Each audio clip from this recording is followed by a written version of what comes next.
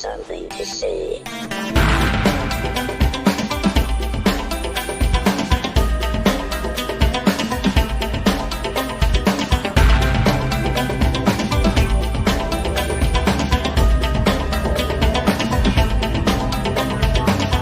Project Shadow starts now.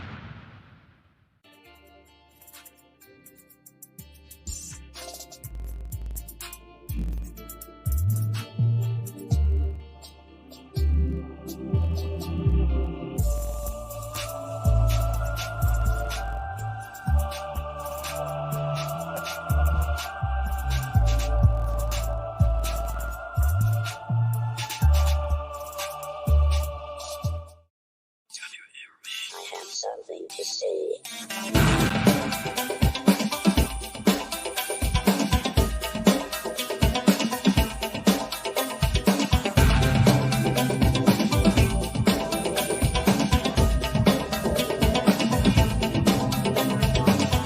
Project Shadow starts now.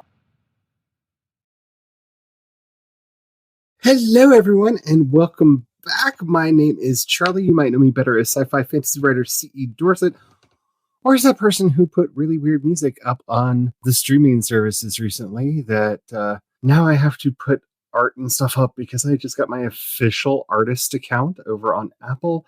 I got my notice that I'm about to get my official artist account over on Spotify, and it's freaking me out in some of the good ways, I think. But yeah, it has been a crazy week. There's a lot of things to talk about. But before we get started, hello to Laura. Hurrah! Hurrah!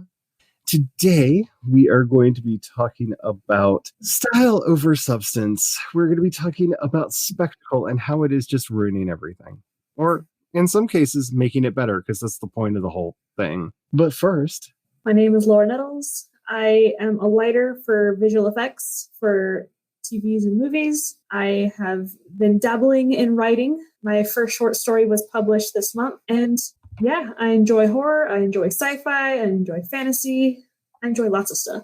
I do too. And then I enjoy a lot of stuff that just comes in at the end and goes, you thought we were going to be good.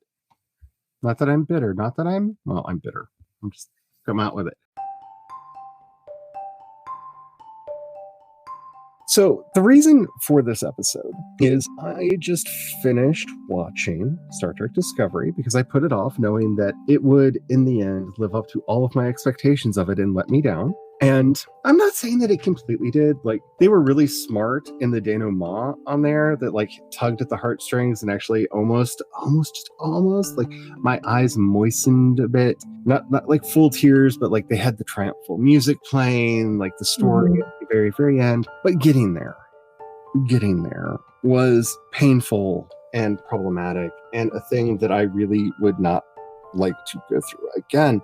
And I thought to myself, I could either do what I would normally do, and that's a 30 to 50 to an entire podcast, all arguing how they could have done things better, because I may have done all of those things in the past, or we could just talk about the fundamental flaw in this and how it is becoming problematic. Because I know a lot of the listeners and a lot of the viewers are writers, because like attracts like, and I talk a lot about my writing career, and that's this horrible need for spectacle, because I can see the story they wanted to tell. And don't worry, I'm not going to spoil much of anything. And honestly, if you're interested in this and you haven't already been spoiled because of the reaction the moment the episode aired, and you find out, wait, that's what the whole season's been about, you're a better person than I am at avoiding spoilers. I'm just going to say that because I knew because it came out that morning, and by about 11 a.m. I knew how the episode ended because I loaded social media and that's all my page was. I opened up YouTube and about a quarter of all the videos that it recommended were really that, and they didn't even cover it up. It was right there in the thumbnail and the description and the title of the video. Oh yeah, you're amazing if you have not been spoiled. But I see the story that they wanted to go for. And this happens way, way too often. way too often, because I see the story that they wanted to tell, and it's a good story. It's a story about hope and loss, and really speaking to everything that's been going on right now, how to deal with tragedy and how to overcome adversity. Like, I see all the themes that they were going for. But, and this is not a spoiler because it's just a scene that randomly happens, you don't need to show me that basically the entire interior of the ship is just open void space with nothing going on in it, but turbo lifts flying around in random directions on gravitational lifts, just kind of flying around randomly, like a weird episode of, actually 4 episodes of Star Wars The Clone Wars that I saw, where they did various train heists for no reason. Because now all I know is if we have another Captain Picard day and the turbolifts fail, everyone's dead. There's no mechanical parts anymore. Everything just floats around on magic space light through a giant chasm and void, where one of the fights literally ends by them throwing somebody out into the giant void in the center of the ship and them splatting when they hit the ground because there's nothing to stop them from plummeting to their death. Because apparently, why would the ship be that big then? If they have that much, what? It's spectacle, pure spectacle. It was so much more energy to move a ship that size. It was a beautiful shot. Like, if this was like, okay, so if you remember in, I think it was Attack of the Clones, where they're doing the chase through Coruscant, and there they are, like whipping through the buildings, and it's really pretty. No matter what you thought about it, like it's really pretty. Like the ships and like, ooh, is he gonna fall? La la la. It's basically that scene, except in the interior of the turbolift network inside of the ship, which apparently has a pocket dimension on the inside of it. Why?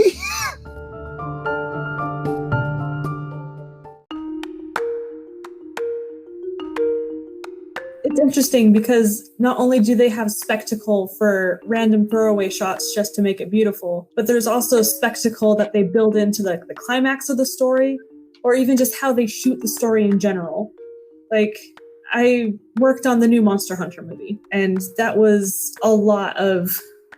So when they filmed the shots, they would make sure the sun was behind whatever they were shooting, so everything was beautifully backlit, and everything is a little bit more mysterious.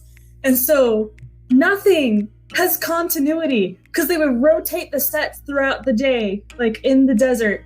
And all of our shots, we had to figure out, where's the monster moving? How do we put the sun there? It's the exact opposite of the exact shot right before this. Who cares? The director wants it backlit. Go for it.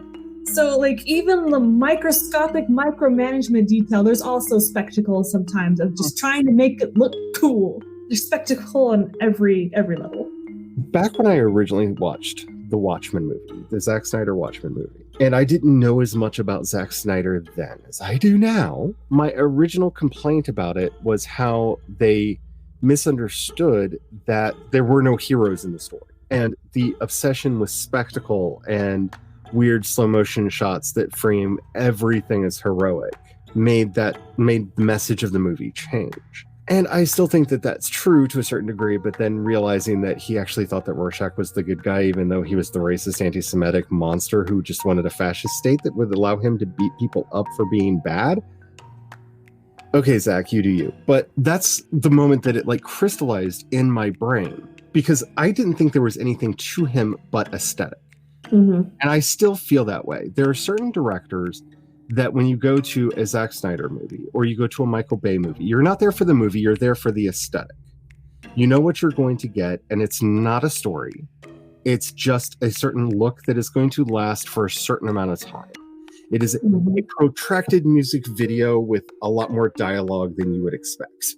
This director that I've worked on a couple of his projects now, the guy who did Monster Hunter is the guy who did the Resident Evil movies. And so you definitely pick up that style of, okay, we need to have the fastest edit cuts ever that will give you a seizure with flashing lights.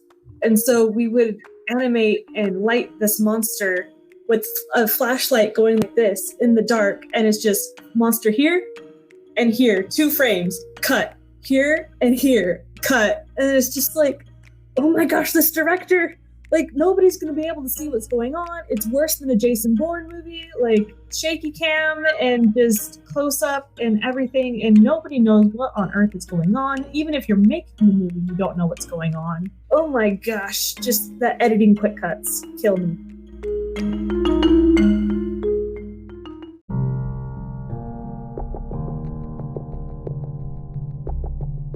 And I have seen this bleeding even into fiction, even into prose fiction, where that aesthetic of the very quick scene cut, the very like sparse description, very sparse dialogue, like there's a place for staccato writing. Like, I'm not going to say that there isn't. If you want to speed the pace of your story up, short, punchy sentences with as few syllables in each word as you can possibly do, it does make you feel like you're moving faster. You want to slow it down, longer sentences, longer words, it slows the pace down. Okay. I have read several, and this always boggles my mind when they're traditionally published books, that are using this simply for effect, not in service of the story. The scene that you're reading is actually quite dull. Okay, style over substance actually works in movies and in shows, and I always get pilloried when I start talking about this, but Death Note is aesthetic brought to the highest level. I love Death Note. I do too. But let's be honest, Light writing names into the Death Note is the most boring possible thing that you could ever eating potato chips, and it's the cat and mouse, and it's all these little things. And the because music. of the style, right? This is one of those places where style actually makes substance, because you wouldn't feel the tension between Light and, well, anyone else in the story if it wasn't for these wonderful protracted monologues where, and then I have a potato chip. Like, the sheer over the topness of it is the message, right? It tells you the story. It's not just there for the sake of being there. But also, and I've seen it's in not the book, all extremely over the top, quick. It has the lulls where you have the internal monologues where he's trying to figure out somebody's name and they're walking down a sidewalk and he's freaking out in his head. And so it's a very slow pacing, but his mind is going a mile a minute. But the pacing, like on screen, of them just walking and having a conversation is very slow. And it's the contrast of quick, slow, and just that dance of keeping people interested, ramping it up, but then pulling it back, let you digest it, let you figure out what's going on. And it's that dance of pacing is amazing. But this author, and I will say, because it was a traditionally published book, their editor must have thought that was an aesthetic that you could apply to exposition dumps. Mm. And because we're using this quick cut, quick word, like, like trying to make it like scream, like Light eating potato chips crazy, you'll get through it. It'll be fine. It'll be wonderful. And no, because it didn't fit in the story. It didn't serve the story. When you watch Death Note has that character to it. That's why I say it is the aesthetic that carries the story on. Because even before he got the Death Note, Light is kind of that overly obsessive teen kid. Mm-hmm. And you see that just be augmented even more now that he literally has the power of life and death in his hands. Yeah. To the point where he has literal gods of death going, are you sure you want to do this, dude? He's gonna like completely mess this up, isn't he? Like when the gods of death are whispering that you might mess up the world, you've gone too far. But it works with the aesthetic. It works with the story. It's not just a style that's thrown on top of it to excuse bad writing. Style can't fix bad story. Right. Which is why the later seasons of Death Note. Yeah. That's why I only own the first season on disc. Because it works so well until it doesn't, because the story's not there. The story doesn't justify what happens later. And it shows how even in the same series, it can't sustain a bad story. The cat and mouse is what made that story amazing. It knew what it was, and it stuck to it. I see people in chat bringing up Spirited Away, Kiki's Delivery Service. There's a look and feel to Spirited Away that the spectacle there, you're experiencing it just like she is. You're in the same awe and wonder at everything that you're seeing, all the bizarre things that you're seeing as she is, because you've followed this uninitiated character into this completely unknown world. And the stranger it is, the better it actually serves the story, because they don't think like us, they don't act like us. Like, it's a big part of her understanding how to operate and live in the world is, oh, I have to throw away my human preconceptions at how the world works. Like, the Miyazaki films have such a unique aesthetic that people can instantly recognize it. Yep. But they don't just like it for the aesthetic beauty of the movies, they like it for the stories as well, because the stories support the beauty of it. You actually connect with it and feel with it, with either Totoro or Spirited Away or Howl's Moving Castle. Take your pick. Yeah. But it's not just style. There's also substance to the stories. And, one of the things that really gets me about this is I see a lot of writers obsessing, are my chapters too long? Are they too short? Are my scenes too long or too short? One of my favorite books of all time is Amistad Maupin's Tales of the City. The opening chapter, I don't think any of the scenes are longer than 100 words, because you're establishing the frenetic pace of this girl entering the city for the first time. And so you're meeting all the new places and all the new people. And it's dizzying. It's this whirlwind of description that just brings you right into her mind, right into her state of being, because every time you meet a character, oh no, she's got to go to work now. And so you're meeting somebody else. And so something else is going on. Oh, but now she's got to go find a place to live. And it is beautifully disoriented because you're there with her.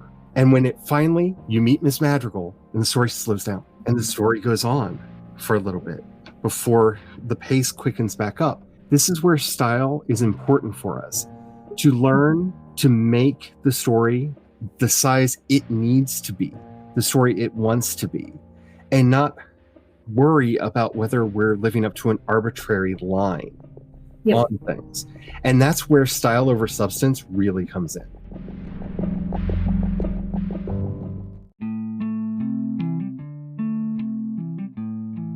Glory and Tom have shown up.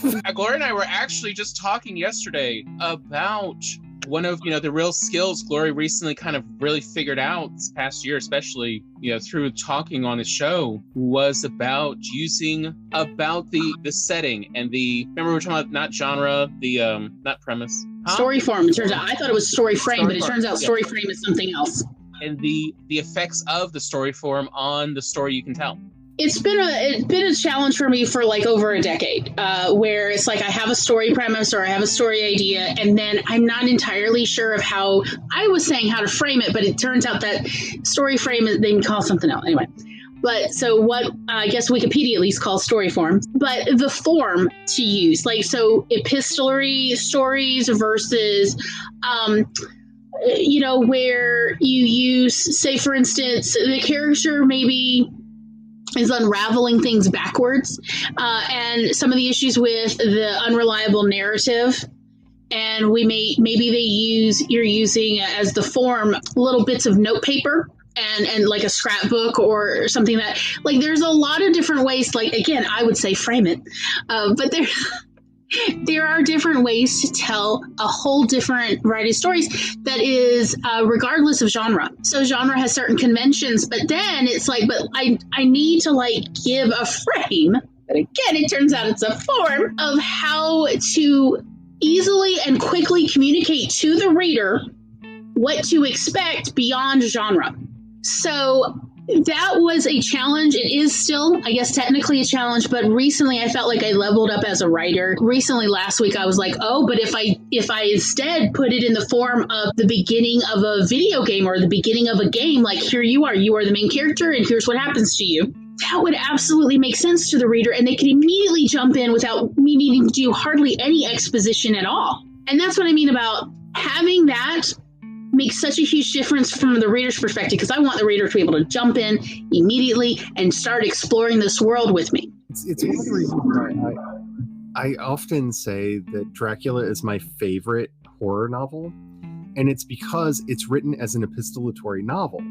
Yes. The Dracula that I read is not the Dracula any of you read, because the vast majority of the story is how you piece together the elements. because it's newspaper clippings, it's journal entries, it's letters back and forth between the characters, and how you knit that story together is going to be different from how I knitted that story together. And so there's a much more visceral experience for someone like me who loves putting things together. It's why Call of Cthulhu, again, one of my favorite Lovecraft stories. Why? It's essentially the same thing. Oh, my uncle died. I got a bunch of stuff from him. Let's see what's in the box. Journal entry, newspaper article. Yeah, and you have to, like, I love that about it. Like, it's essentially a mystery because you are piecing things together. It's very fun for the reader. It makes the story so powerful.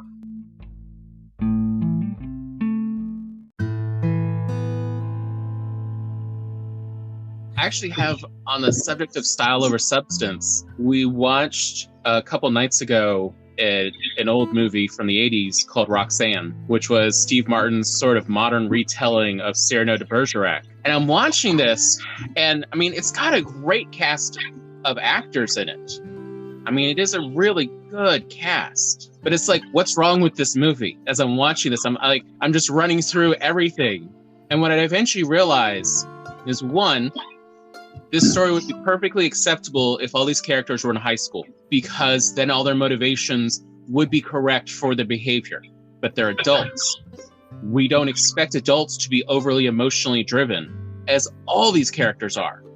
And for arguments to start without a real basis. They just happen in this story. And Steve Martin essentially is sticking to, they set out to write this story, they set out to write a modern version of Cyrano, and they're going to stick with it, even if this is not actually within their wheelhouse. And so you get a lot of the overture ideas of Cyrano, but you don't get the same kind of closure. It ends up feeling very forced because Steve Martin wrote it from a very, incompetent place. This is one of the reasons why cast is, especially for film and television, is so much more important than the words that are on the page. Not everyone is Tom Hanks. Tom Hanks is a versatile actor who has shown that he can do a tearjerker, like break your heart drama movie. He can also do Big, and I love Big. And he could do Bachelor Party. I'm sorry, I want to remember he did a movie where the main joke is about when is this woman going to have sex with a mule, because he's gotten a lot of gravitas over the years. But he got his start playing a character who did drag so that he could get a job. And he did a movie all about when is that woman going to have sex with a mule. I see you, Tom. I'm not letting the world forget. There's range there, right? Not every actor can do that. And this is where writers and directors mess story up. And it's often not their fault.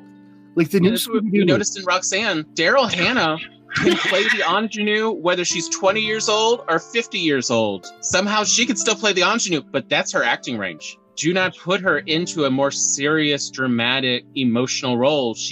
It's not her. And that's the character that she plays in Sense8 wonderfully as the mother. Mm-hmm.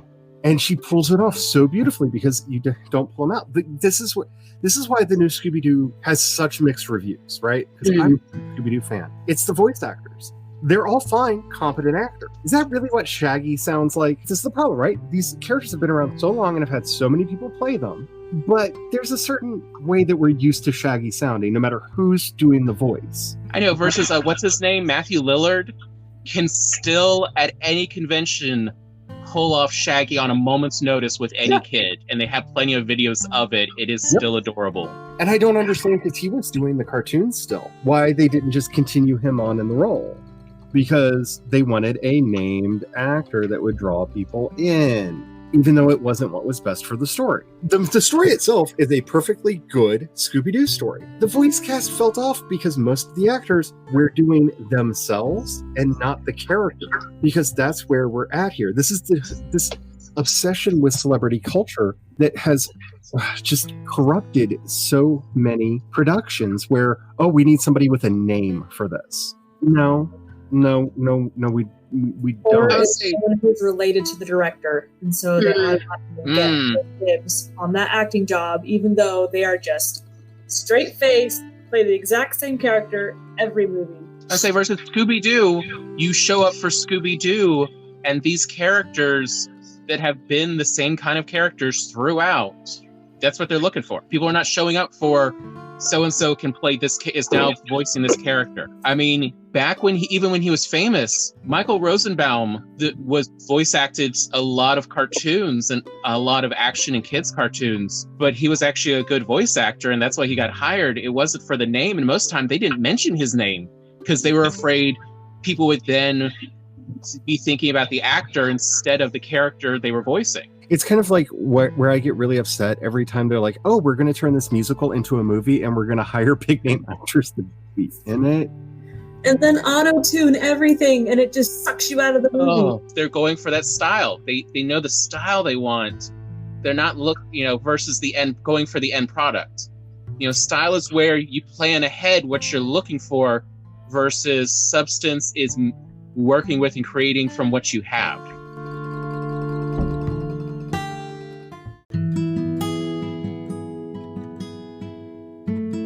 Working within an aesthetic is a very hard thing to do as a writer. It's something that you need to learn because, one, every genre has a distinct aesthetic. It doesn't mean that there are things that you can't do. There are some wonderful horror movies, for example, that happen in broad daylight. It's really hard to do a scary story in broad daylight because you can see everything and you don't have that natural, like, what's lurking in the shadows thing. But you can do it. But yeah, if you're going to write a horror story, it's probably going to happen in a dark place or at night or someplace confined and claustrophobic because that just adds to the mood. I have issues with a lot of the big spectacle finales of superhero movies nowadays. Mm-hmm. Like, you know how hard it would be to do effects for two people in black suits in a black cave that are both Black Panthers, and then anti-grav, so you can't feel the impact of the punches because they're just kind of like, woo. I believe that's now called pulling a Michael Bay because none of the Transformers have weight. They literally jump on things that do not move. Wonder Woman, not the new one, the first one. The effects are pretty bad, but it's pretty fun. And then you're watching it, and Lupin turns into Ares, and they have this battle fight of him with the mask, and it's like, why? I feel nothing. Yep. You look ridiculous, and everybody turns into the big bad at the end of these movies. How much more amazing would it have been if they hadn't gone for spectacle, and gone for emotional impact of these humans are doing this themselves. It has nothing to do with the Greek god.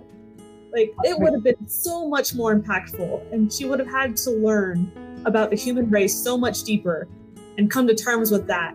If it was just humans doing this to humans, not God pulling the strings. If you're doing spectacle, it means you don't have the story to carry the audience through. I mean, and Zack Snyder. It's right up there with any movie that has boobies in the first 10 minutes, not going to be a well-written movie. Especially if there's no more boobies after that, then you know those were teaser boobies to try to get the audience to stay seated rather than walk out when they still could get their money. Spectacle is the same way. I got spectacle, so I guess I got my money's worth, even though, no, you didn't. You did not get your money's worth of story. Except for Much Ado About Nothing, the Kenneth Branagh one. Okay. What wonderful things do you have? Okay, those were hidden high happy boobies, and then we do get to see some boobies again later. Those were Shakespearean boobies. I feel like that's a different level. I'm just saying, I love that movie, and Denzel Washington and Keanu Reeves as brothers. Yes, can I please get in the middle of that? Yes. I love it so much when you know that people that make the movies or the books or whatever are as big of a fan as you are. The beginning of Kung Fu Panda. Legend tells of a legendary warrior whose feats were the stuff of legend. They had a blast writing that movie. That's the beginning of every wuxia movie ever. Well, I mean, that's why we actually have a folder, where we just have all of their work together, Phil and Lord. Mm-hmm. Because they all their stories are roughly the same, which is dealing with your father. That's what they're all about. Every single one of them. If Phil and Lord are involved, There's a about father male drama. character. At Back to Zephyr, Kennedy had two dads, so he had to deal with his fathers. So definitely. That was them branching out. To two dads. Yeah, it's still father problems. Okay. But that's what they're good at.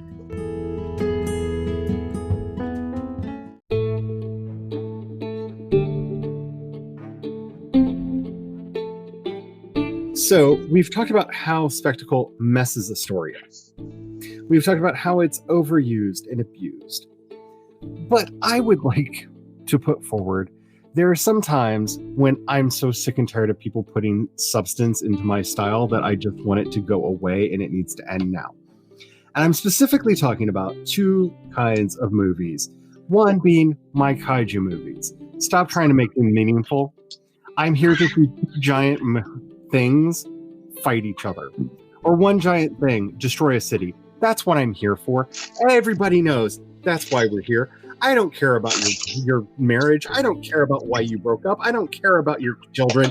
Give me the giant freaking monster destroying the city. Please. And then stop. don't close the door on it. Oh my gosh. Because look, there's a time to like make those stories meaningful. There's a wonderful collection of short stories called Kaiju Rising that I highly recommend if you're into this genre. Some of the stories will break your heart. Some of the stories are very touching. Other stories are just rock'em sock'em robots with giant monsters. And I'm here for all of it. But I am so nervous because Kong vs. Godzilla is coming out. And I want this to be a pure spectacle movie. I don't care who has feels for the ape. I don't care who the ape has feels for. That ape needs to stop crushing on humans. It's wrong. You will destroy them. That is not how bodies work. Like, I don't care who you want to be your girlfriend. Or if you're going to be progressive. Killed the beast. Come on. It's poetic. All I want from this movie is what the title says. It's kind of like how they messed up, Batman v Superman, Dawn of Justice. Look, you tell me that this movie is Batman v Superman. You know what I want to see? There's only one thing I want to see. It's like telling me, hey, you want to see Rocky fight a Russian? Yes. Yes, I want to see Rocky fight a Russian. I really don't care how his wife's doing. I don't care about any of this. I don't care about their children. Just show me Rocky fight. Okay, fine. Give me a reason for Rocky to want to kill the Russian. That's nice. That's nice. Just show me Rocky fight the Russian. There's a certain... Because... I'm sorry, that's what a kaiju movie is. It's why Pacific Rim is the apotheosis of kaiju movies. It's really pretty looking. They put the time and energy in. It has enough of a story that if you need a story, it's there, but it doesn't get in the way of what I came to this theater to see. And that is giant robots fighting giant monsters constantly. Know your genre, people. Know your genre. Like, With a Martha. yes. Oh, don't put in a Martha. Look, I know when a Michael Bay movie comes out, what I'm getting into. I like fireworks specials. I enjoy watching fireworks. There are times when I just go on YouTube and search fireworks display and just watch fireworks. There are also times that I want my fireworks to have weird metal shrapnel in them that I can't be hurt by, and I watch a Michael Bay movie because that's what I'm here for. Don't put him in charge of any movie that you think is going to have a story or a substance or a plot. That's not what he does. He does really big budget fireworks movies. Same with Jerry Bruckheimer. Like, I know what I'm getting into when I see these names on there.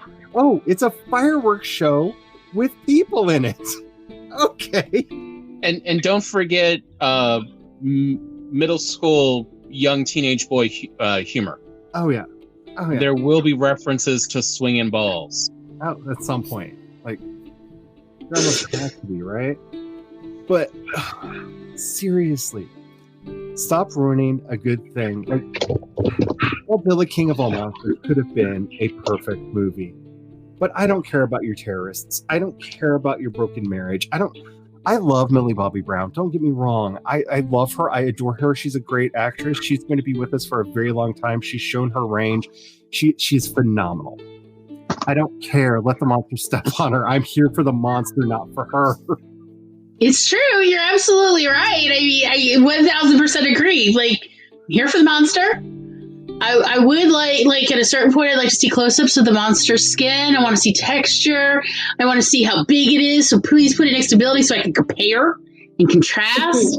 And keep the size consistent. Yes. Oh my goodness. Yes. Trying to watch, I think it was Kong Skull Island.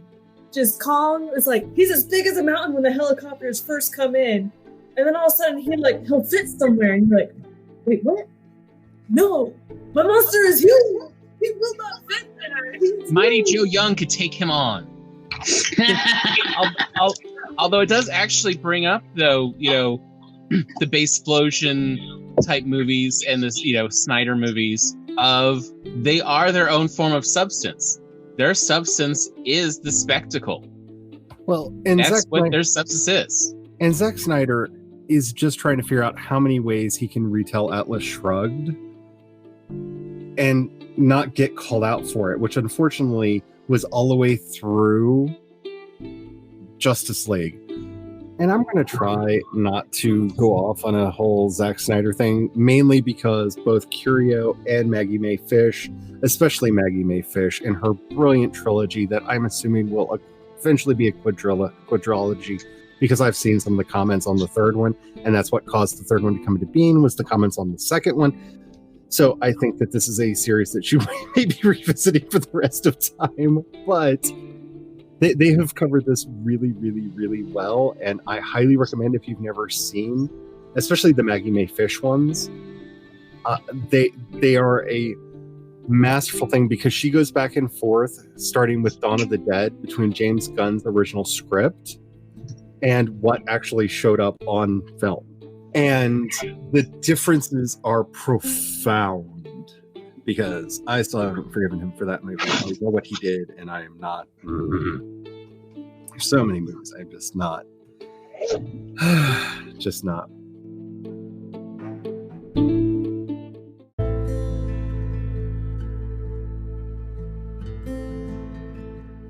And can I say, yes. Okay, so Eva brings up... Eva's killing me here, too. Like, Kat and Eva, are you, conspiring to, break us? I love you both. Okay, so I don't want to go on about the Star Trek thing, because I was fired by Paramount over all of that, because I didn't actually work for them, but I was in good enough with them that I was getting, early clips. And, I was on the list where I got early access to a lot of things until they found out what I was saying about the things that they were sending me. Lens flare, dude, just lens flares in space.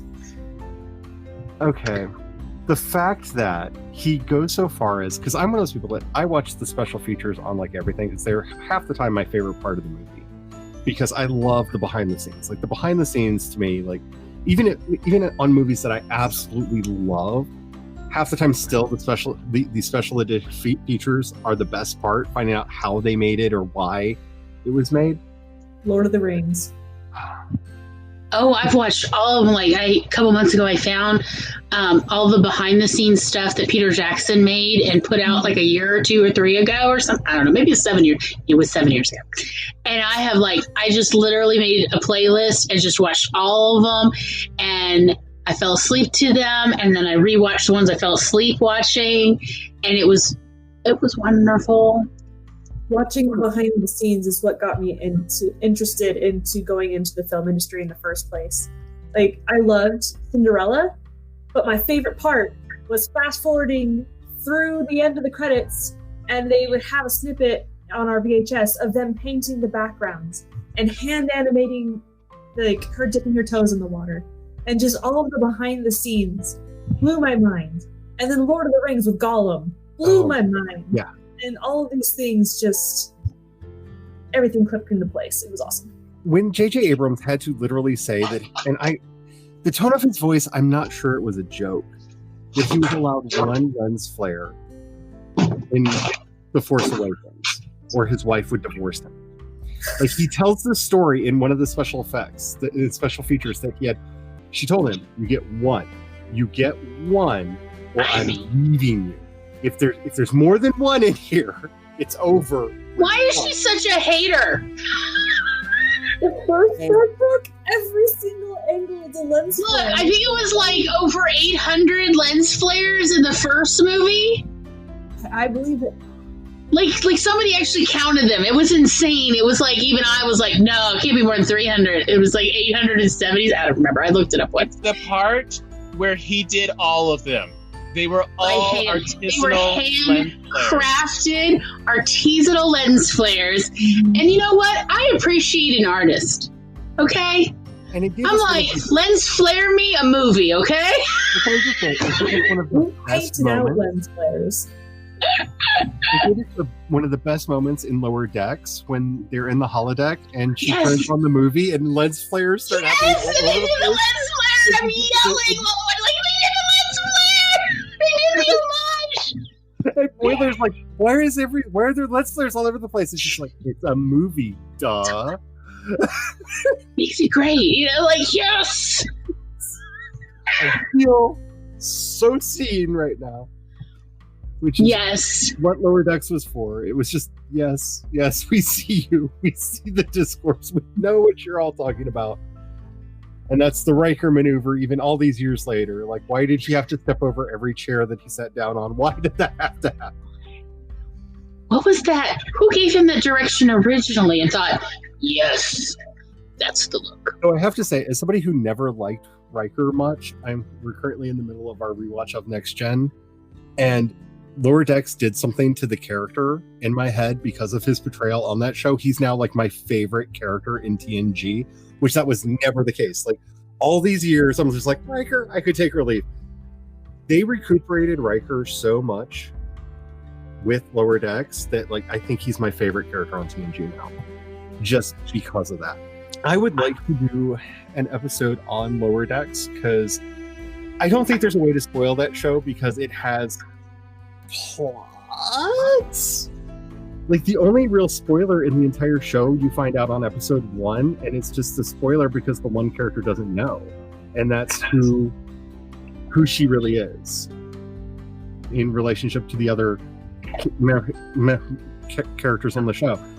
You find that out in like episode 1. So Boimler's the only one who doesn't know.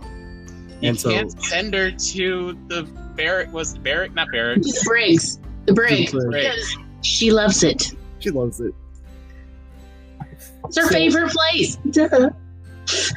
I would highly recommend, if you haven't watched Lower Decks, start doing your homework. That's probably going to be a thing because I miss talking about Star Trek and not saying, and then it disappointed me when. And that's why we did this entire episode, because I wanted to do, like I normally do, a recap. Like, how did I feel about Star Trek Discovery Season 3? It was fine. It wasn't as exciting as Season 2. Season 2, I think, was legitimately an exciting season. Like, if you want an action-adventure Star Trek show, I think Season 2 was better at action-adventure. I have a very simple way that I talked with Glory, and she eventually agreed, of how to tell if a Star Trek series is really a Star Trek series that is worthy of being Star Trek. And it's very simple. It's got one requirement. Is the actor who plays Tuvok showing up? Because he is such a Star Trek nerd. Yeah. Love me some He will Tuvok. show up for anything, for any reason, at any price. Oh, yeah. So if you're not allowing him around, Yes. it means you are not really trying to go with Star Trek. You're trying to make your own thing to make some money. Agreed. Because otherwise, he is like the David Tennant. He's always available. Yep. Always available. He will make time. You don't have to pay him. He will just be there at all moments to be Tuvok. And I love that so much. I did say that I would finally say what my opinion was towards the end of the episode. So if you don't want a spoiler, that if you miraculously somehow missed it, because like I said, by 11 a.m. on the day that it came out, I opened my social media pages, and there it was, like everywhere. So if you somehow avoided it this long and you want to continue avoiding it, one big spoiler, but okay, here we go. Don't make a child responsible for the near destruction of the galaxy. It's a bad look, isn't it? That does not help your story. It doesn't make anything better. Yes, okay, so a child got upset because he watched his mother die in front of him and caused Starfleet to explode. That's what the plot of this season boiled down to in the end. And I don't feel like it's even worth calling that a spoiler, because it's so stupid that just... You have to start asking yourself, how are they going to retcon this? Tell me you're going to retcon this. And now that they've made the Guardian of Forever a sentient being who can wander around, he's now the Doctor Who of Star Trek. Like, I don't think people have realized that. They literally made him the Doctor Who of Star Trek. He shows up as an old man with a cane who basically has a TARDIS door that can send people anywhere in time. They just created their own internal Doctor Who. So, yeah, don't do that maybe. Because I get the story that they were wanting to tell. And you can do that without having a child get upset. And he's not even like a special child. He's just a mutant. This isn't like a baby Q got angry, threw a temper tantrum, and blew up Starfleet. No, he's just a run-of-the-mill Kelpian, but his mother was pregnant when they went to this place, and the radiation mutated him into somebody who can literally speak through subspace to dilithium crystals. And he screamed so loudly, Starfleet blew up. That's it. I watched 13 episodes for this. And thus thought, why not just talk about other things? Because I don't have anything else to say to that other than, how did this happen? How did nobody... Did this child never cry before? Or since? Because he gets scared one more time. Like, he gets just a little scared in one episode and almost does it again. And like, literally, he spent his entire life after that never getting scared or upset, apparently. Or startled. Nobody ever waking up from nightmares. Right. And the solution is, well, we'll just take him away from the planet and everything will be fine. I don't even understand how that would work. Like I said, I saw this and I thought the only valid way to talk about this episode was, let's talk about all the other times other people have done style over substance, because other than that, it's just going to be more screaming at the camera for 45 minutes. Like, I don't know how else to do this video. It's just like, you did what now? Like, you literally, like, I could understand, like, you're a dude in your basement. Like, I understand how I can come up with some stupid ideas for a story, right? I'm one person in my office, in the back room of my house, by myself, alone, going, you know what would be funny? Right? And I can come up with some crazy crap.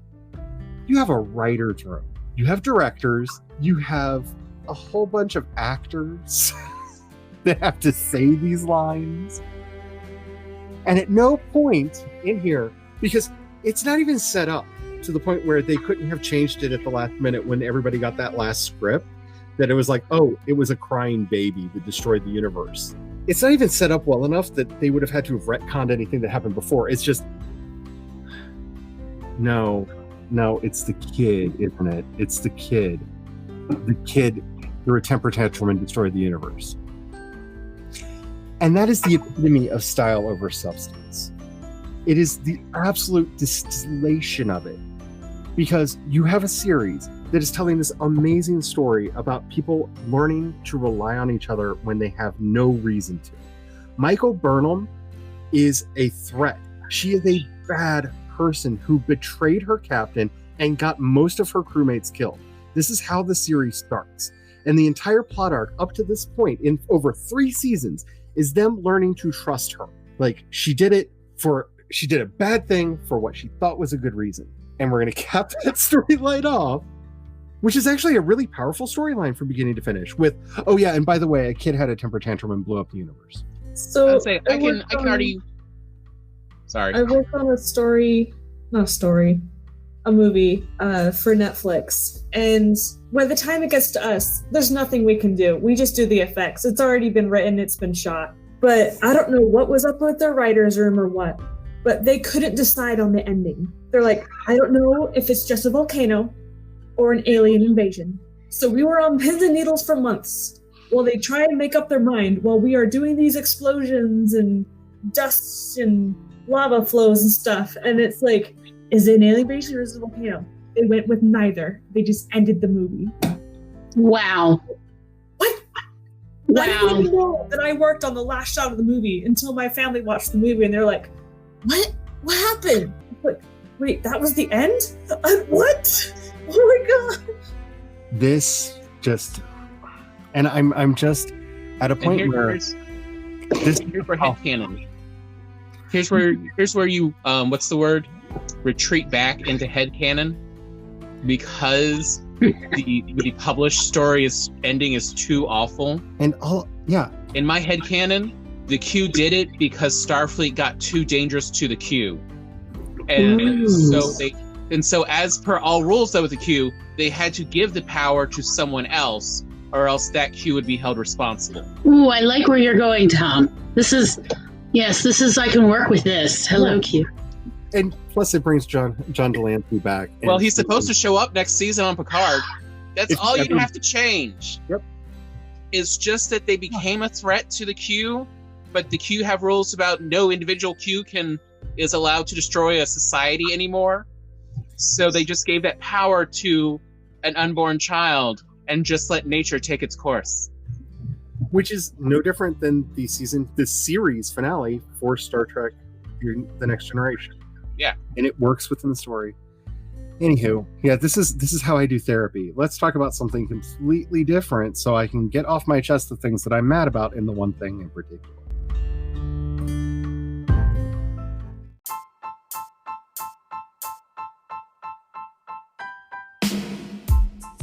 So thank you all so much for being here. Thank you to everybody who watched. Like I said, I can't believe how many people watched last week's podcast episode when it came out. You all astound me. Hello, if you're still here, welcome aboard. My name's Laura Meadows. I have a YouTube channel where I write stuff, and subscribe because these are awesome. Hi, I have a channel called Glory Writes the Blues. My name is Glory. I have a regular live stream with this one with my brother Mondays at 4 p.m. Eastern, 1 p.m. Pacific. And our new show season is coming up. We're going to talk about autism and autism related issues, and then anything else we feel like. It's called Awkward Sibling Hour for a reason. And Tom is trying to figure out exactly how we can fix everything with the murder board that will soon be appearing behind him. You don't like doing an outro, so I thought I would do one for you. Thank you. And I'm Tom with a Think Fix, work on story development. That's what I work on and do for the most part. I do it with Glory. I'll probably start doing it on my channel, but that is what I enjoy doing is, there's 101 options of how to take your story. And the direction often, provides whether we'll enjoy it or not. So, let's go over obvious problems. So thank you all so very, very much for being here. It really does warm my heart. I am currently working on my world building and my outlines for my Crypts and Wyverns setting, which I am utterly obsessed with. Hopefully you will come along for the ride with that on Wednesday as we go along and do more of this. Hopefully I will be getting these written. I'm writing, getting back up to speed and doing a novella a week so I can get all 12 written very, very quickly and get this story done and out into the world because I am so much in love with it and I hope you will be too. As I end everything and have recently added to my list, let us not forget democracy matters, Black Lives Matter, Black trans lives matter, and trans identities are magical. And until next time, may you have the courage to ride your dreams into reality. And don't forget to have the fun. Bye.